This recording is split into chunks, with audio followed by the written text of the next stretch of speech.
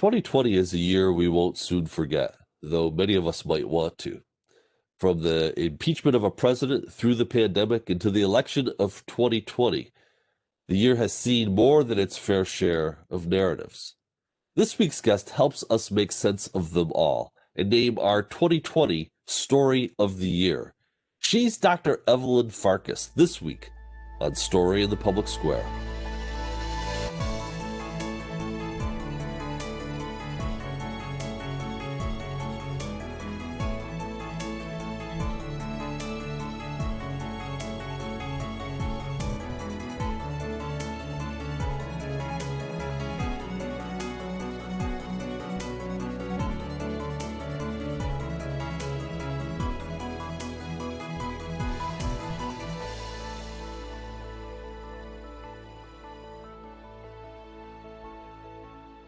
Hello and welcome to Story in the Public Square, where storytelling meets public affairs. I'm Jim Ludis from the Pell Center at Salve Regina University.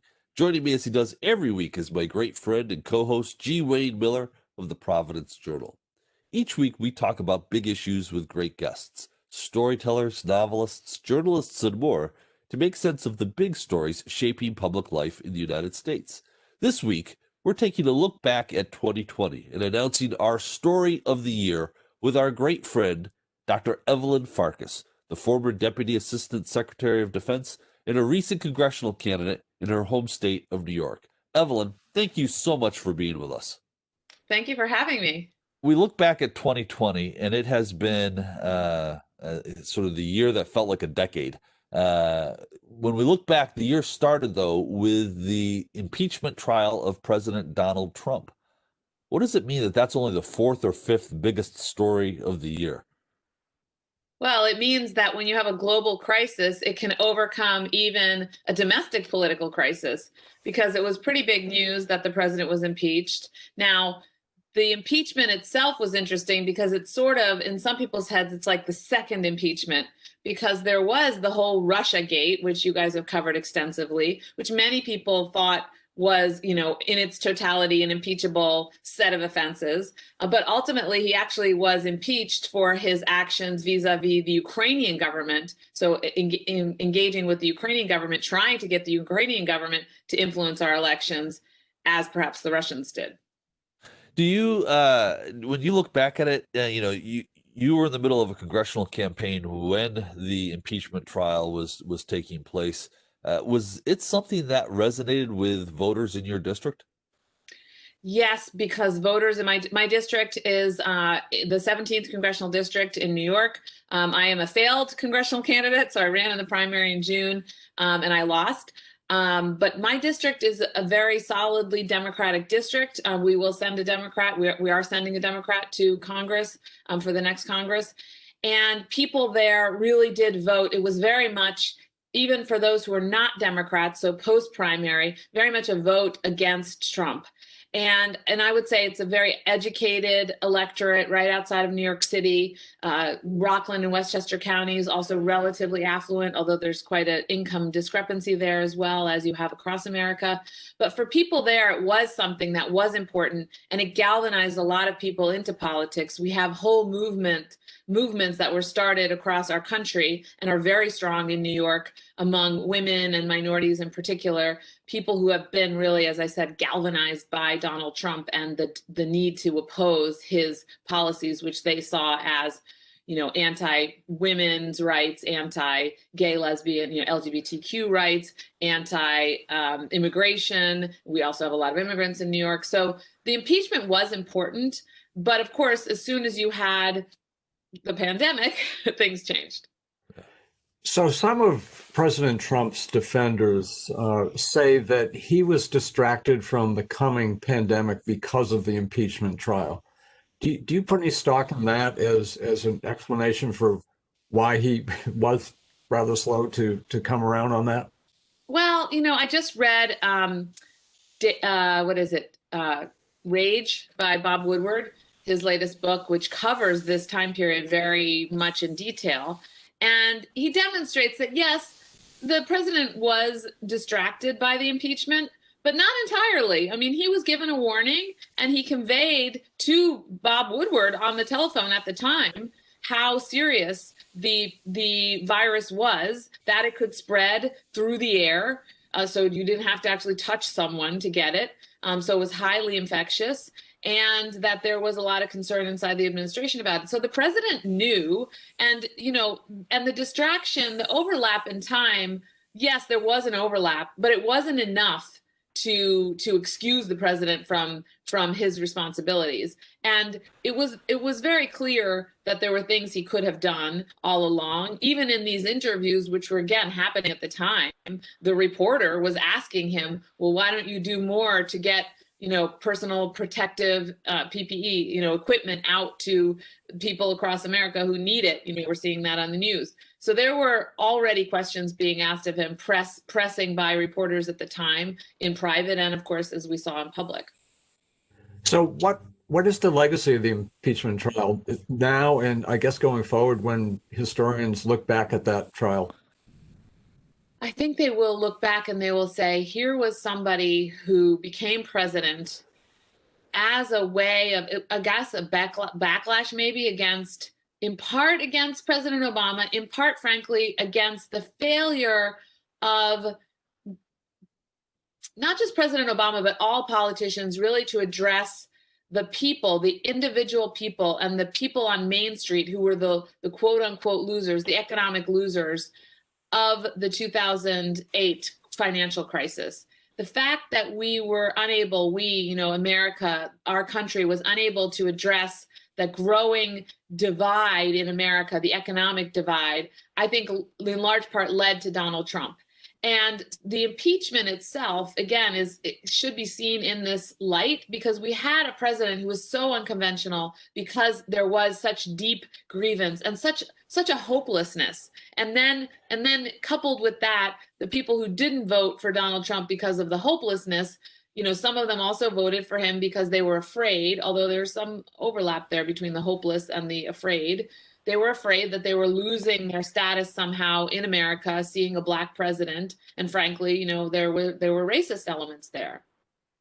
Well, race is a segue to the next story that we considered for Story of the Year. On May 25th of 2020, Minneapolis police officers arrested George Floyd on suspicion of passing a counterfeit $20 bill at a convenience store. Minutes later, he was dead in police custody. Evelyn, what does the murder of George Floyd tell us about American society in this now third decade of the 21st century?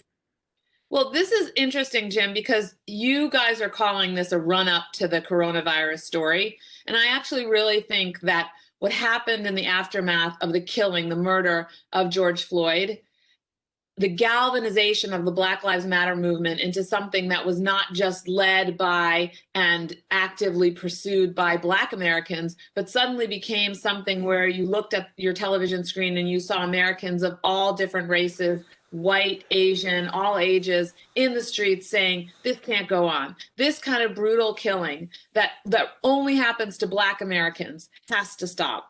And so I think that wouldn't have happened if it weren't for your ultimate story, the coronavirus pandemic, because people had already seen through the way the pandemic unfolded how it touched Black and brown lives unevenly because of a couple of factors. One of them, of course, being the uneven healthcare they'd received over time and continued to receive during the pandemic. Second, the fact that they were the frontline workers, the people who were required to go to work in the grocery stores, in the EMT vehicles, et cetera, people who were then being, of course, impacted and dying in greater numbers, percentage-wise. And so people were upset by that. And then, of course, they had time on their hands. They were either working from home with flexible schedules or they were laid off. And so they went to the streets and demonstrated on behalf of social justice. But I do believe it was actually that run-up story is very clearly linked to your top story. So do you think that the Black Lives Matter movement, as re-energized or given new life and certainly involving millions of people with the murder of Floyd, will lead to systemic changes that are necessary in this country to address the inequalities, the disparities in health and education and economic status and so forth? Well, Wayne, I'm an optimist. I wouldn't have run for Congress if I didn't think that I could and we could all make America better. I could help my district, I could help our country. And I do believe that this movement, the fact that it's more widespread, it's more broad, it's more deeply felt, it has resulted in really more introspection among Americans who were white, who were not Black, right, who hadn't been directly touched by this before. And I think that that means that the table is set, the scene is set for real systemic change. Can I say with certainty it's going to happen? No, because a lot rests on what happens in Congress and what happens in state houses. But I do believe that when the American people put their minds to it and when they want to make their society better, they can demand that of their politicians.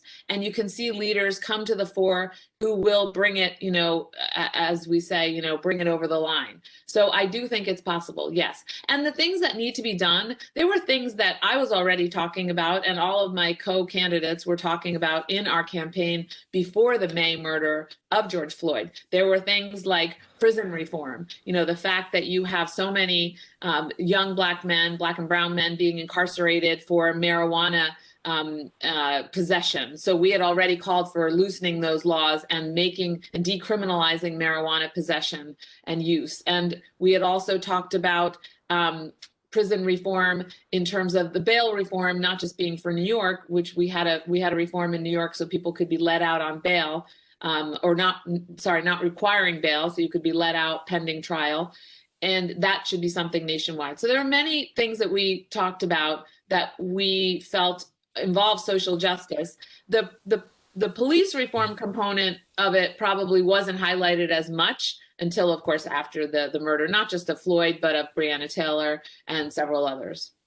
Ev, you've worked with the U.S. Department of Defense and the U.S. military through vast stretches of your professional career.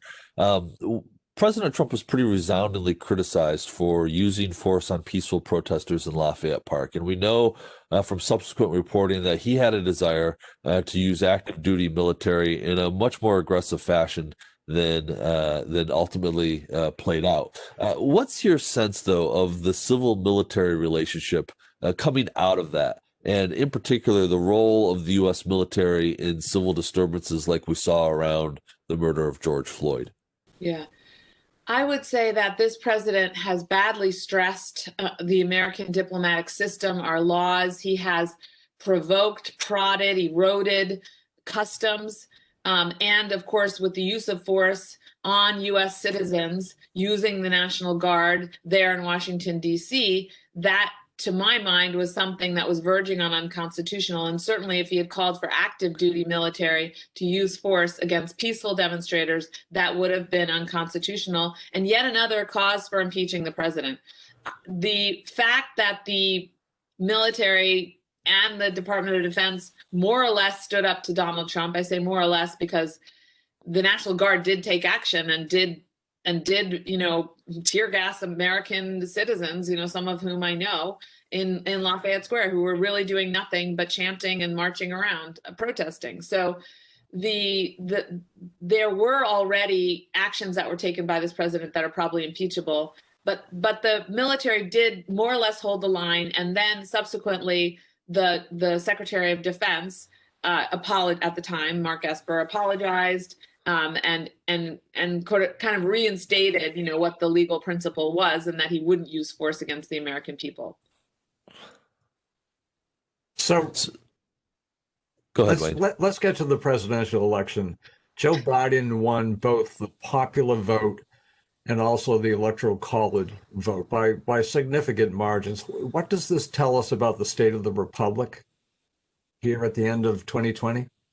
Yeah, well, this was a very interesting election because clearly the American people across the board, not just Democrats, but independents and Republicans. We saw, of course, a big movement with the Lincoln Project. I mean, those are more elite, educated Republicans, but they said we've got to not only vote for Joe Biden and Kamala Harris, but we also have to make sure that we put money behind it so that people follow us in the polls, and they also vote for the Democratic ticket.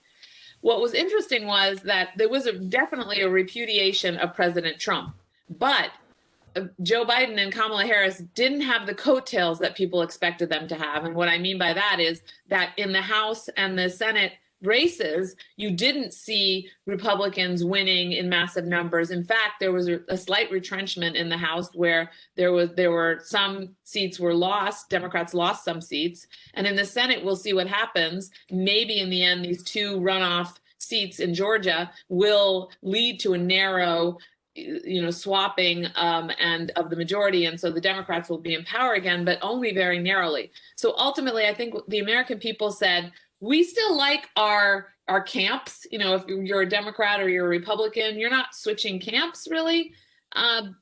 But fundamentally, we don't want this president anymore. We don't want the noise. We don't want the disruption.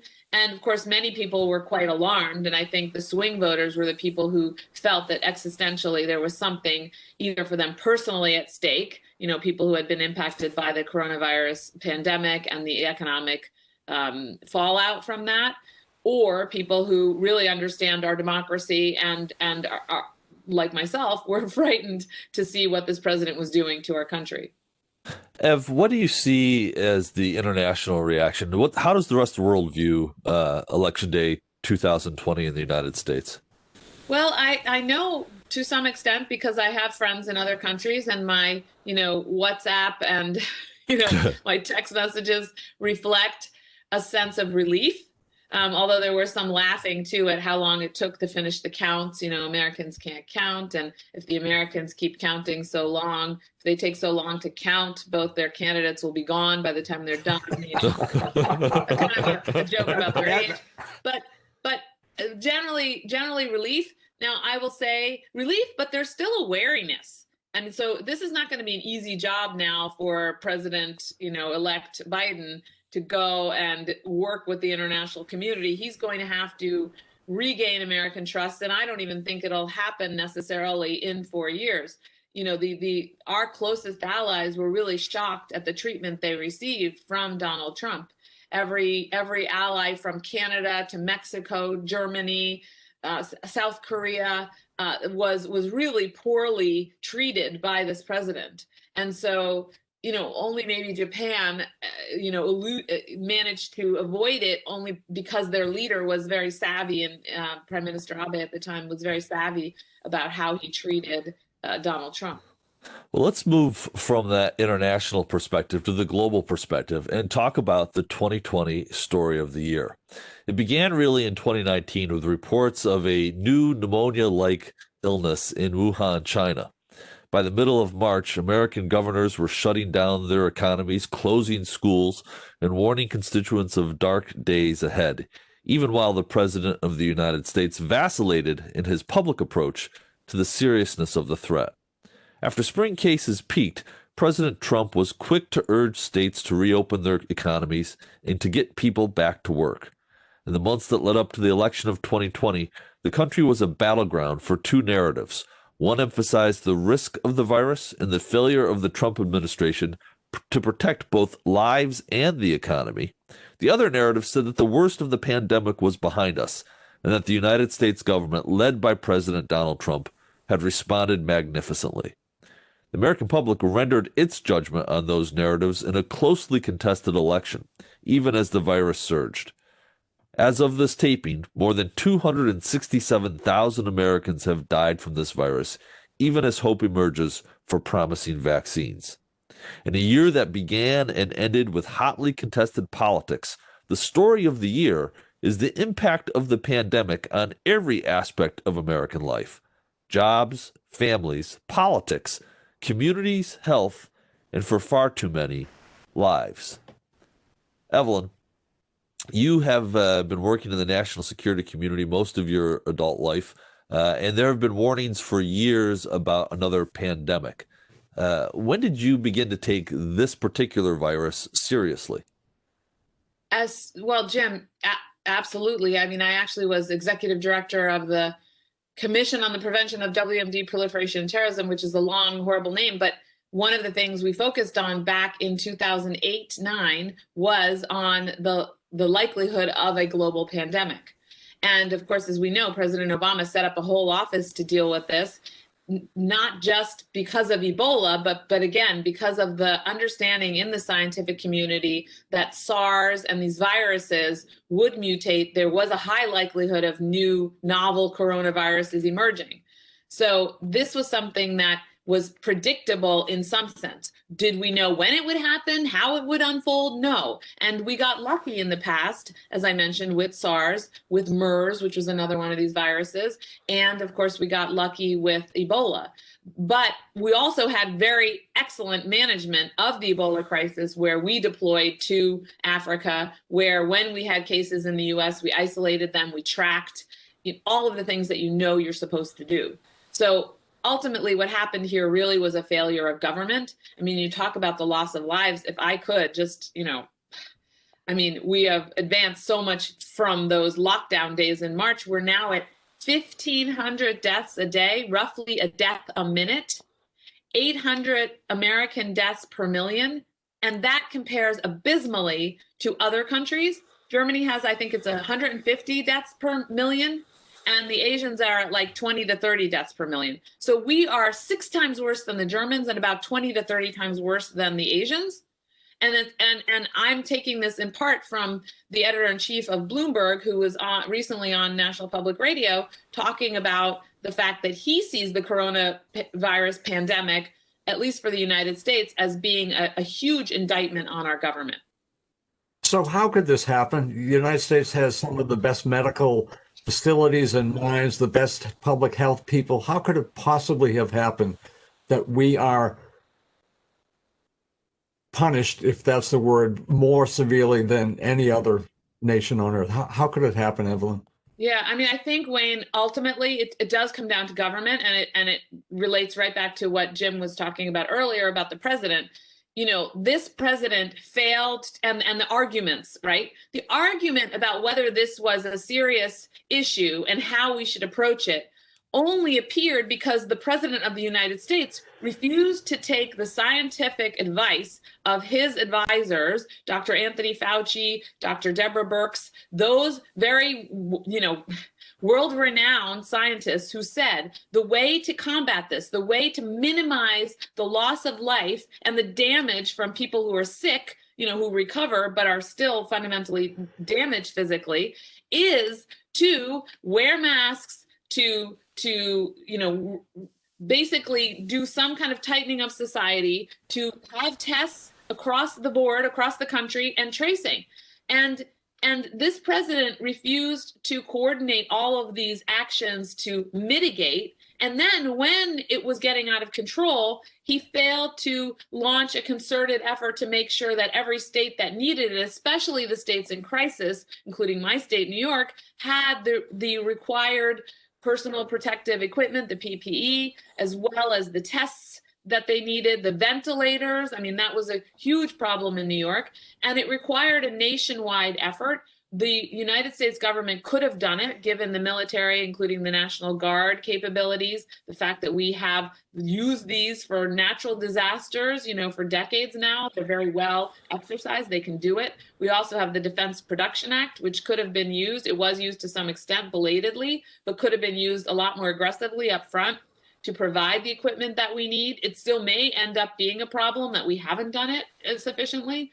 So there was no concerted national effort led by Washington, D.C., led by the president of the federal government. Instead, the president tried to pretend almost from the beginning as if it was just a regular flu. And that regular flu narrative meant that he dismissed every effort that his scientists made to alert the American people to what they had to do to protect themselves. Ev, you make powerful reference to the politicization of some just fundamentally basic public health measures like mask wearing. How does the new president, Joe Biden, in his first weeks in office, get his arms around responding to this in a way that isn't going to immediately become political fodder for the cable news networks and the talk shows? I think the first thing he does is, this is not about Joe Biden, just as it wasn't about Donald Trump. So he has to use the bully pulpit, use the the megaphone he has to reach all the American people, but where he has to shine the spotlight is right on the scientists. And the scientists are the ones who have to explain to the American people, and the president can reinforce exactly what's happening and what they need to do to keep themselves safe. The problem with this pandemic all along has been that the information has not been properly presented to the American people in a way that they can understand. It has not been followed up with government action to help them implement. And of course, relief. And, a lot of this, the problems that we've seen and the result, the impact on the election, again, goes back to the uneven impact on Americans of the pandemic. Those of us, like all of us here on the screen, who can work from home, we have, if we're careful and we listen to the scientists, we can protect ourselves. The frontline workers are the ones that we jeopardize if we're idiots and we run around without masks on, because the frontline workers are the people who are going to have to take you to the hospital in the ambulance, who are going to have to treat you when you're in the hospital. And then, of course, there are the people in the grocery stores who are also, before you actually end up in that ambulance and you go buy your groceries at the store, if you were reckless, then you also put them in danger. And I think the bigger rot, maybe, we have this economic, and healthcare inequality in America, but I think it's exacerbated by this cultural rot of kind of indifference and callousness that the president has made acceptable somehow. That we don't have empathy for these other people, that we don't care enough about them, that we put their health at risk because we're selfish. That is a powerful point to leave it at. Thank you for helping us take a look back at 2020 and the story of the year. That's all the time we have this week, but if you want to know more about Story in the Public Square, you can find us on Facebook and Twitter, or visit pellcenter.org. For G. Wayne Miller, I'm Jim Ludes, asking you to join us again next time for more Story in the Public Square.